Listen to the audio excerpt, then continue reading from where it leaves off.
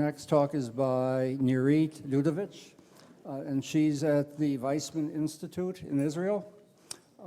Dr. Dudovich did her undergraduate work at Tel Aviv University, then got her doctorate from the Weizmann Institute, came to Ottawa to work with Paul Corcoran for a couple of years as a postdoc, returned to Israel, and she is now on the faculty of the Weizmann Institute.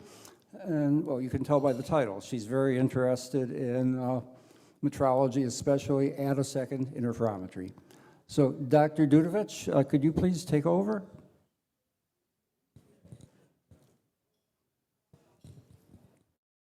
Hello, everyone. Can you hear me? Yes. Okay. So first, thank you very much for the invitation. It's a great honor and great pleasure to participate in the symposium, and I truly regret that I could not arrive in person. In my talk, I will describe how the very basic concept of an interferometer can be directly implemented on the shortest timescales, on attosecond timescale, and then show how attosecond interferometers enable us to resolve some of the fastest phenomena in nature. But let me start with a personal note. I was first introduced to the basic concepts in attosecond science many years ago when I arrived to Ottawa, to the NRC, as a young postdoc fellow. I'm sorry, my presentation is a bit, okay, yeah. And here is a picture of me with my two kids who are really young at the time in the nice weather in Ottawa. And let me say that still many, many years later, I remember how fascinated I was by the idea that one can actually resolve phenomena that occur faster than one optical cycle of the fundamental field. So I would like to start by thanking the wonderful people who actually introduced me into this field, to Paul Corcoran, who was my postdoc supervisor, David Villeneuve, Albert Stolo, Andre Staute, and many, many others who taught me everything I know today on attosecond science, and for making this period a very exciting one and one of the most wonderful periods I had in my life. So thank you for that. And I would also like to thank my wonderful group at the Weizmann Institute, both current and former students, and also ongoing very fruitful collaboration that we have with the Max Born Institute in Berlin and with the Bordeaux University. In fact, those two collaborations were as well initiated at the NRC, so thank you for that as well. As we all know, attosecond science led to a true revolution in our ability to capture extremely fast phenomena in nature. And over the past 2 decades or 3 decades, attosecond spectroscopy revealed a large variety of ultra-fast phenomena in many different scales of systems, from the very basic moment at which an electron photoionizes from an atom, to our ability to capture the moment at which an electronic wave packet tunnels and penetrates through an atomic or molecular barrier, and then all the way to more complex dynamics of charge migration in large molecules, and in recent years to ultra-fast dynamics in condensed matter systems. And these are just few examples out of a large variety of ultra-fast phenomena which all share one common property. They all evolve within a fraction of an optical cycle in the visible or IR regime. And let me start with the origin of this field, or the moment at which we generate attosecond pulses in our lab. Surprisingly, at least for me, it's quite easy to generate those pulses. All you need is a strong laser field focused into some medium. At the focal point, we induce an extremely high nonlinear light-matter interaction. And one of the most important outcomes of this interaction is the emission of optical radiation, commonly in the XUV or X-ray regime, with tens or hundreds of attosecond duration. About 3 decades ago, almost 3 decades, Paul Corcoran was able to take these complex interactions which involve many, many photons, and then describe it by very simple, almost classical tools. So here's a picture which I'm sure is familiar to many of you. Here we focus or we zoom into one optical cycle of the laser field. At the peak of the field, the strong field suppresses the Coulomb barrier, and an electron can tunnel out.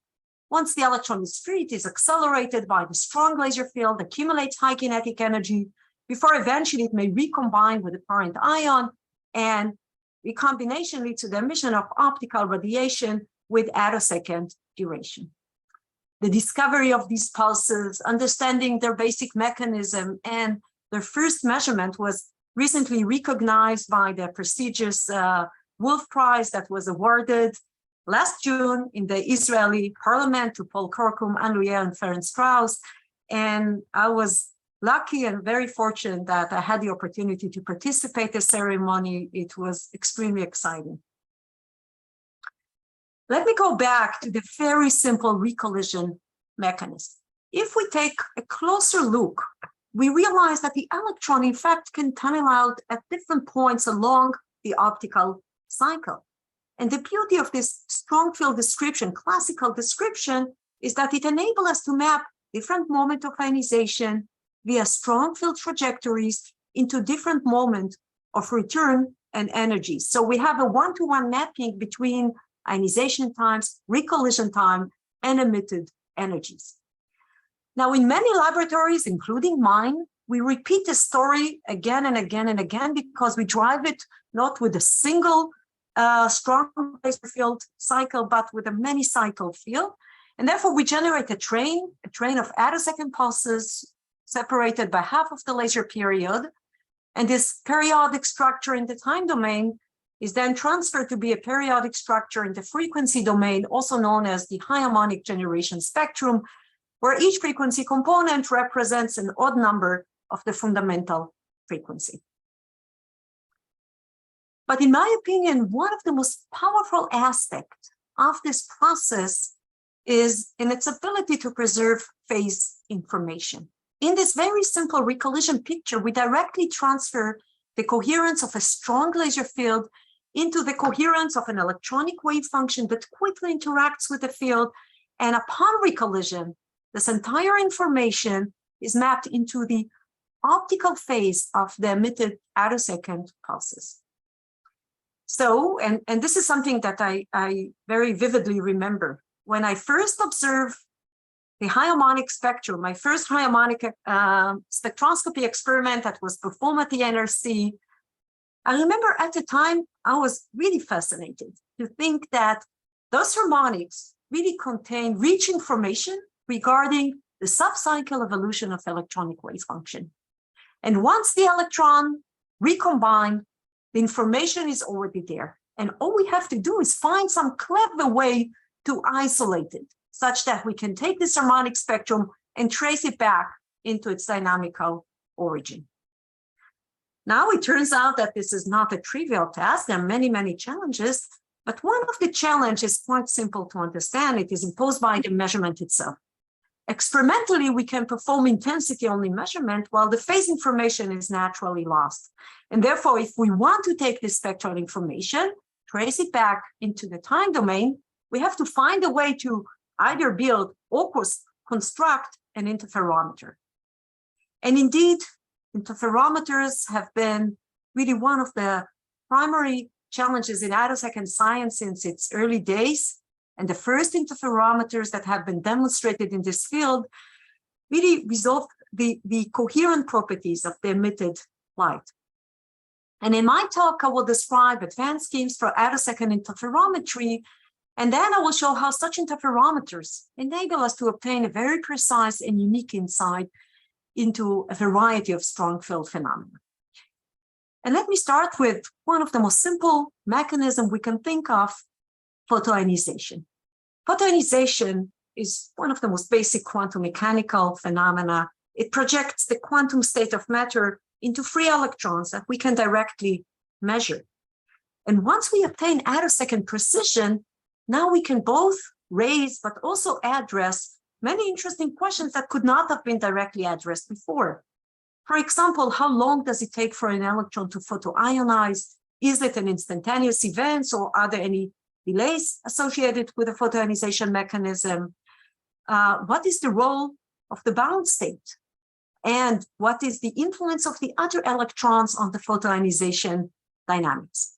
Over the past decade, there have been a large number of beautiful experiments. Some of them came from Ottawa, showing that attosecond metrology enables us to probe the origin and follow the dynamics of photoionization. Let me go back to the very simple picture that Paul has described almost 3 decades ago. We already understand that it preserves coherence. It encodes natural attosecond resolution, and it's also very precise kind of mechanism because the electron is born and must return exactly to the same point in order to produce photons. So it has very high spatial resolution as well. And now we can ask ourselves, can we use this process as a very unique probe of the photoionization dynamics? Intuitively, the answer is no, since this is a strong field mechanism which probably does not provide the proper conditions to probe weak field signal photon transition. However, if we take a closer look, we realize that photoionization is already there. It's there at the moment at which the energetic electron approaches the parent ion and photo recombine. In fact, we can think of photoionization and photorecombination as the inverse mechanisms of each other. They encode almost the same dynamical properties and they're described by very similar transition dipole moment. However, there is one important difference between the two processes. And the difference is in the experimental observable. In photoionization, we generate electrons. We do not have a direct access into the spectral phase of each photoelectron spectral components. We can extract phase information if we perform a nonlinear measurement by mixing different photoelectron components. And this scheme is also known as the rabbit measurement, which is very famous in our field, resolve not the phase, but spectral phase derivatives, which also represent delays. However, once we switch from electrons to photons, then the problems become much more natural because coming from optics, we know that we can easily resolve the phase of photons. All we need is a proper interferometer. Indeed, conceptually, it's an easy, and this is an easy measurement to perform. However, in practice, building interferometer that will provide us with attosecond precision is a non-trivial task. And let me shortly describe the interferometer that we have constructed at the Weizmann Institute. We start with the easy part of the story. We focus intense laser field into some gas medium, and we generate a train of attosecond pulses.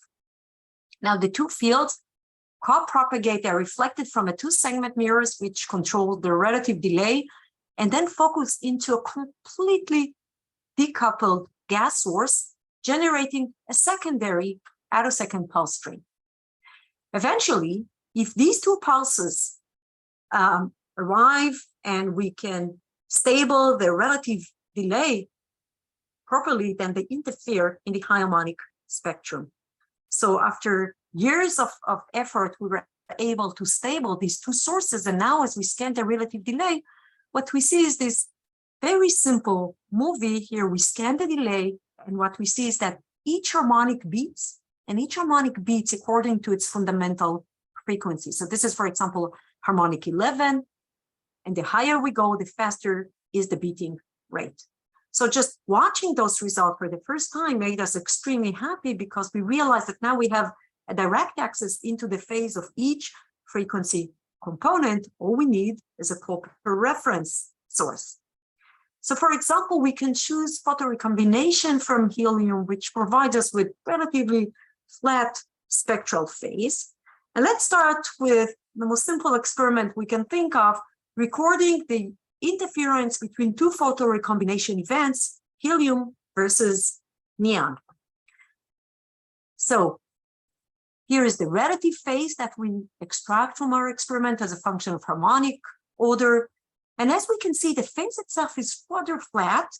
It's a bit boring. There are no delays here, which means that the rabbit measurement cannot identify any derivatives, any delays in this measurement. However, the phase itself is quite clearly shifted from 0. In fact, it is centered around pi/2.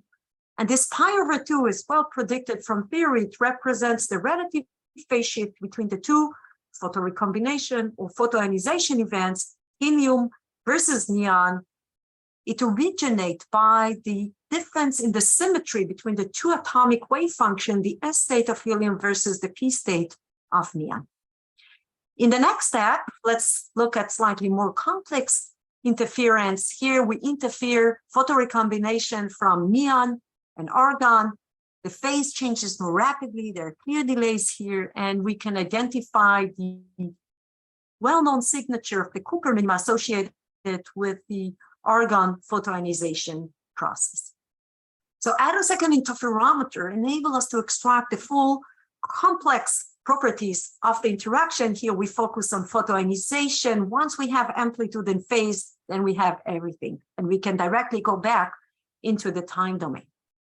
In the next step, I will go all the way from the weak field, where we consider single photon transition, into the completely other extreme, where here an electron ionized as the atom interacts with the strong laser field suppressing the Coulomb barrier, leading to tunnel ionization. Tunneling by itself is, of course, another very basic quantum mechanical phenomena. And once we obtain attosecond precision, then again, we can raise very interesting questions. For example, can we capture the moment at which the electron tunnels out? Can we follow how the barrier itself changes within the optical cycle?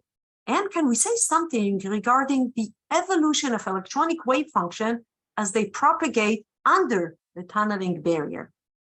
And of course, there are many questions that can be asked. Some of them are still hotly debated in our field. Field-induced tunneling is one of the most important strong field phenomena. It serves as a starting point for almost all attosecond scale experiment. It is also one of the fastest mechanisms we can think of. Intuitively, we understand that at the peak of the laser field here, the barrier is strongly suppressed, so tunneling probability is relatively high. Few hundreds of attoseconds later, the barrier lifts up and tunneling probability drops to 0. So the entire tunneling process evolved during a fraction of an optical cycle. And indeed, about a decade ago, together with a group in Bordeaux and the group at the MBI, we have been able to characterize this window in tunneling from helium, and we concluded that tunneling evolved during the first 300ths of attosecond, close to the peak of the optical cycle. So let me start with the following question. We know that the barrier changes during the optical cycle as it interacts with the strong laser field. Can we take snapshots of this barrier and follow its evolution within the optical cycle? Well, when I look at the harmonic spectrum, the barrier dynamics is there. It's there in the signal of each harmonic folder. The question is, how do I isolate the barrier evolution from all other components of the interaction? And here, let me bring a tool that was also initiated at the NRC very successfully. Let's add a tiny perturbation to a strong laser field. And here we choose to use the second harmonic of the fundamental field. Now, we choose to use second harmonic, which is orders of magnitude weaker than the fundamental field, such that it doesn't really change the tunneling mechanism or the acceleration of the electron by the laser field.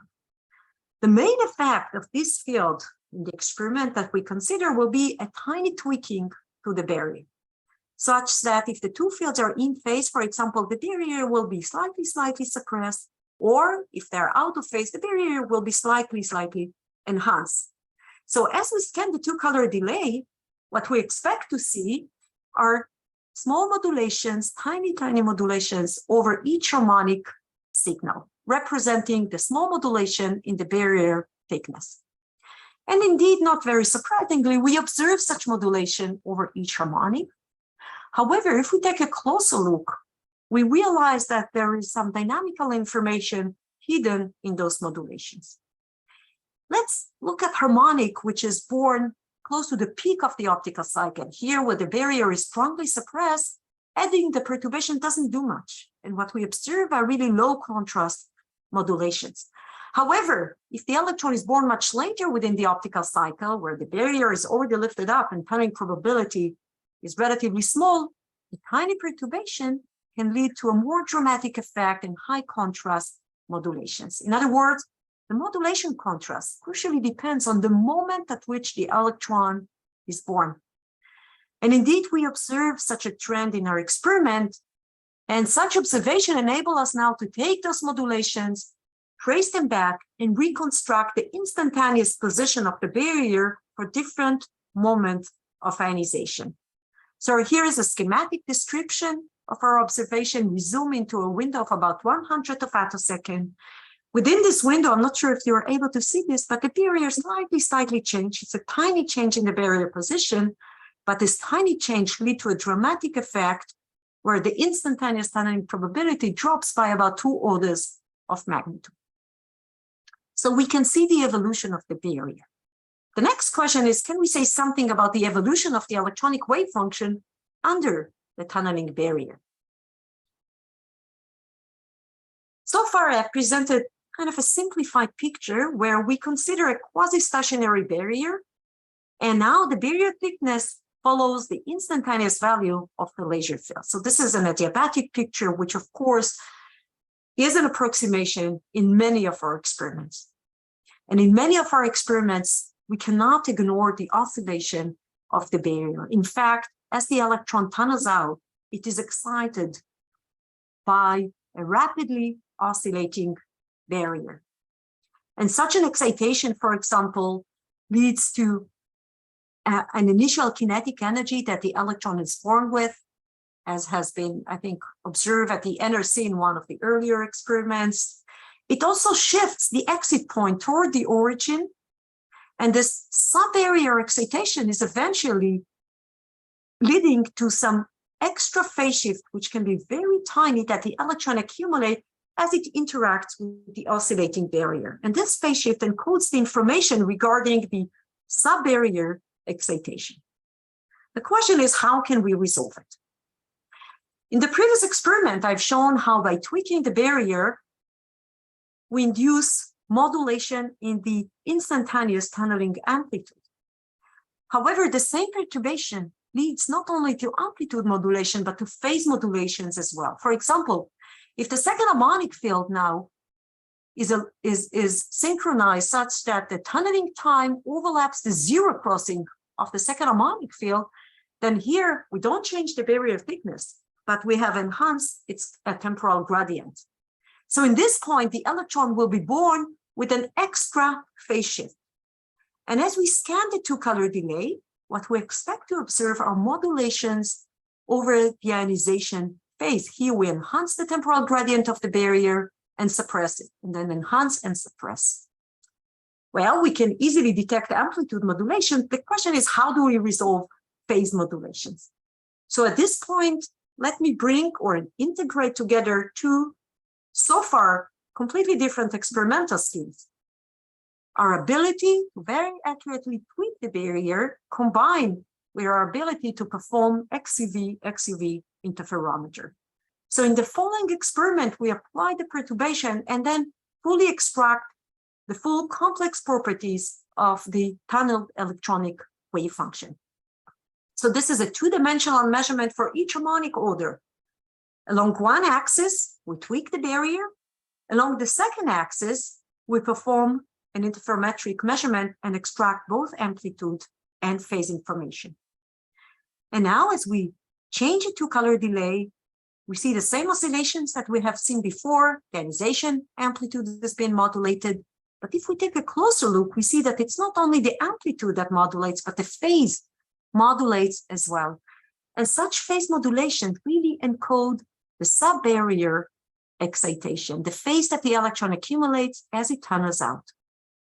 And with this information, we are able now to go one harmonic by the other and trace it back into the exit point, reconstructing the phase at the moment of tunneling.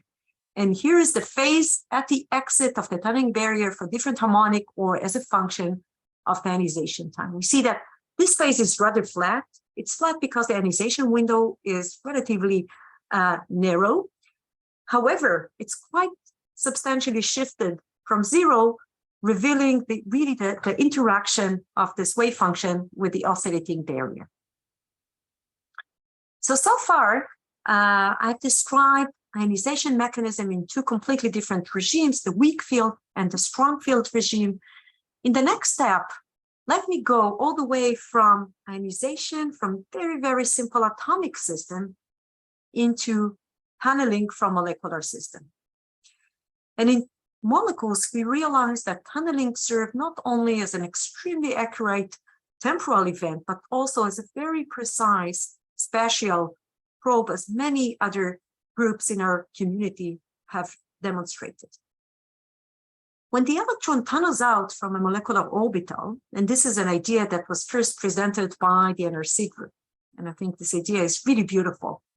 It projects the outer part of the orbital into the shape of the ionized electronic wave function. For example, if tunneling evolve along one of the nodal plane of the orbital, then we project this nodal plane into the structure of the tunneled electronic wave function. And then this nodal plane is followed by very rapid phase variation. This idea was first demonstrated by the NRC group, but now with the unique properties of high harmonic spectroscopy, I would like to raise the following question. We understand that the phase information is there. Can we somehow extract the phase information hidden in this experiment by high harmonic spectroscopy? We know that the phase must eventually find its way into the phase of the emitted harmonics. And the question is, how do we get this information? Ideally, what we would like to induce here is the following experiment. We would like to induce two very different tunneling events, which evolve along two different directions, and then find some clever way to interfere them together. If we can interfere them, we can extract the relative phase between the two parts of the ionized electronic wave function. Well, unfortunately, I have no idea how to perform such an experiment. Maybe it can be performed. But what we can do is find an analogy for such a scheme by shaping electron trajectories. So in the following experiment, we shape electron trajectories again by using a two-color laser field. But in this case, we use a strong second harmonic field. It's far from being a perturbation. And the second harmonic field is orthogonally polarized with respect to the fundamental field. With such a configuration, we can really shape the path that the electron follows. We can decide what will be the angle of ionization and angle of return. And we apply such control for the positive of cycle, and then we apply a mirror image of such control along the negative of cycle. Eventually, the two shaped trajectories interfere in the high harmonic spectrum. So again, we found a way to induce an interferometer. It's a very different kind of interferometer compared to the one that I've described before. Here, the interferometer is induced during the strong field interaction itself, and it is mostly sensitive to the spatial properties of the interaction versus not a temporal one. However, if we perform this experiment with isotropic mediums, such as randomly aligned molecules or atoms, then the interferometer is a bit boring simply because it is balanced. So we extract the same information along the positive and negative of cycle for a laser field. However, once we unbalance this interferometer by, for example, aligning the molecular system, now the experiment becomes much more interesting. Because now, for example, we can induce two very different tunneling events. And here, of course, I exaggerated. Along one half cycle, tunneling evolve along almost 90 degrees with respect to the molecular axis. Along the negative half cycle, tunneling evolve along the molecular axis itself. So we can view this interferometer as a two arms interfering two very different tunneling events evolving along 90 degrees and 0 degrees with respect to the molecular axis. Once we interfere them, we record the relative phase. And this is exactly what we were looking for. So in the lab, we have applied this scheme for a variety of molecular systems. And let me here show one example with a famous CO2s that has been extensively studied in the Attosecond community. So we applied interferometric measurement and extract both relative amplitude, but also, and this is I think, the new part in the story, the relative phase between the two arms. And we repeat this process for different alignment angle. So here is the reconstructed amplitude as a function of alignment angle. Here we observe a deep at the nodal plane. But what made us extremely happy is the ability to see the rapid phase jump across the nodal plane exactly where we expect it to appear. So in this case, Attosecond Interferometry enable us to probe the symmetry and structural information of molecular orbitals. Towards the last part of my talk, I would like to focus on a new and exciting research direction in attosecond science, looking at ultrafast dynamics in condensed matter systems. Strong field light matter interactions in solid, I think, initiate really an entirely new worlds of phenomena that can be observed. There are many exciting theoretical predictions. Some of them are still hotly debated, and only few experimental observations. So I feel that we're really doing our first steps in this direction. And of course, the NRC was one of the leaders in this research direction. When the field strength approaches several volts per angstrom, it becomes comparable to the band gap energy over one lattice sign. So in this regime, we expect that the band structure itself can be strongly modified during the optical cycle. So in this regime, people in our community have observed beautiful phenomena and very exciting, such as an insulator that becomes a conductor or transparent material that becomes an absorber on a sub-cycle timescale. And one of the important breakthroughs in this direction was the discovery that we can in fact generate high orders harmonics from a solid state target. There are different mechanisms to describe the generation process. I will not describe all of them, but I would like to focus on one unique mechanism that was discovered at the NRC by Giulio Vampa in this beautiful paper. And this mechanism is very similar to the one that has been described almost 3 decades ago for the gas phase case.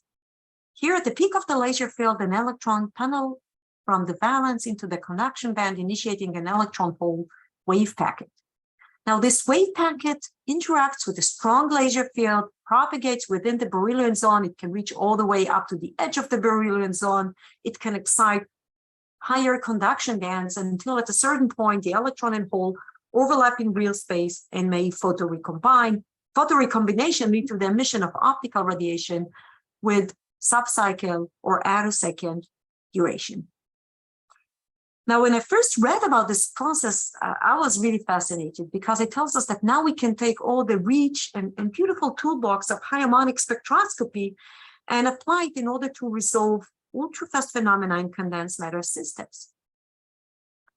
More specifically, we understand that this wave packet, due to the highly nonlinear nature of tunneling, is well localized in K-space.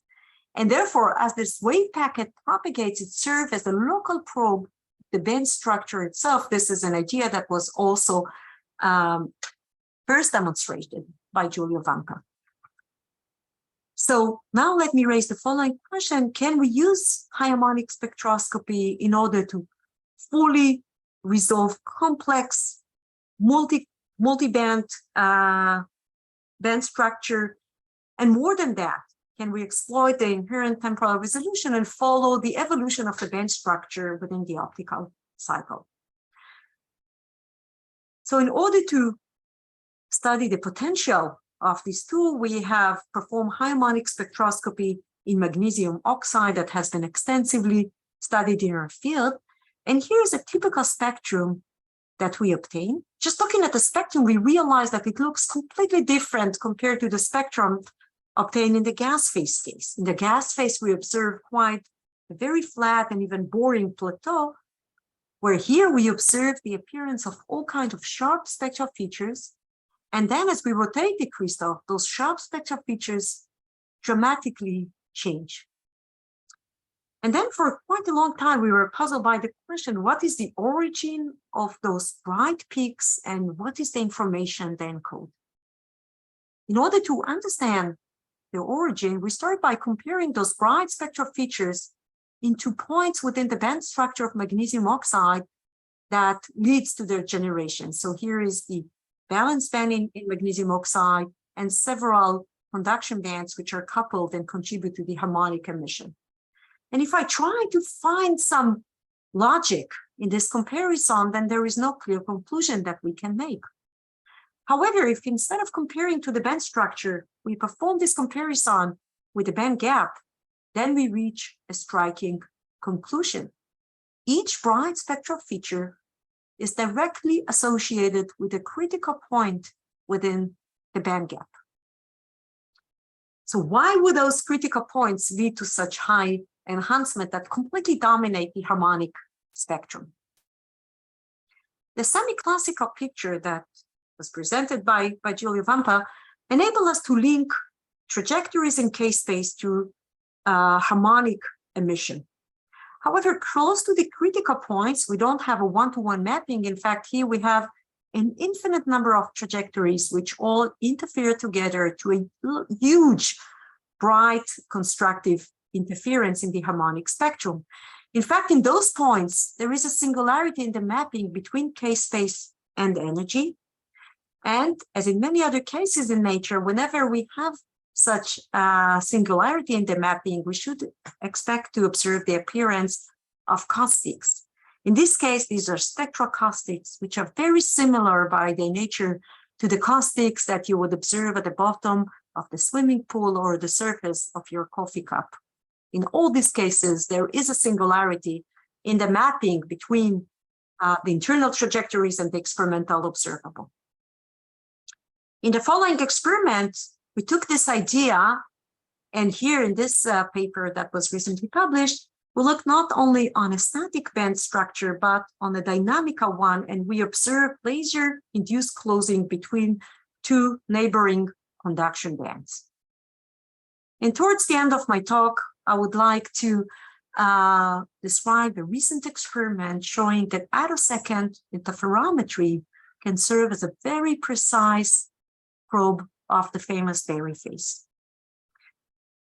We know that whenever a quantum system evolves in a closed path in parameter space, it accumulates a geometrical phase known as the Berry phase. In condensed matter system, the Berry phase is accumulated as the electronic wave function evolves, closing a closed path in the Borelian zone. And the Berry phase is really at the origin of a large variety of fundamental condensed matter phenomena, as the quantum Hall effect, topological insulator, and many more. However, performing an interferometric measurement that directly resolves the phase is extremely challenging in a variety of systems, where the main challenge in many condensed matter systems is imposed by the multiple scattering or dephasing events leading to the loss of phase information. And here, attosecond metrology can play a very important role because we can perform the measurement on extremely short time scale, far before any scattering or dephasing mechanism occurs. Let's take a closer look into the generation mechanism of high harmonic that I've described before. If we take a closer look, we realize that the electron follows a closed path, this time in energy momentum space.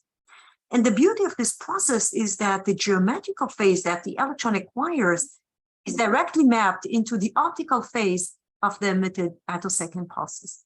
So once I resolve the emitted harmonics, then the accumulated geometrical phase is already there. All we need is a proper interferometer to resolve it. So how do we induce such an interferometer? We can do so by taking a very similar approach to the one that we have used in the molecular case. Let's shape electron trajectories.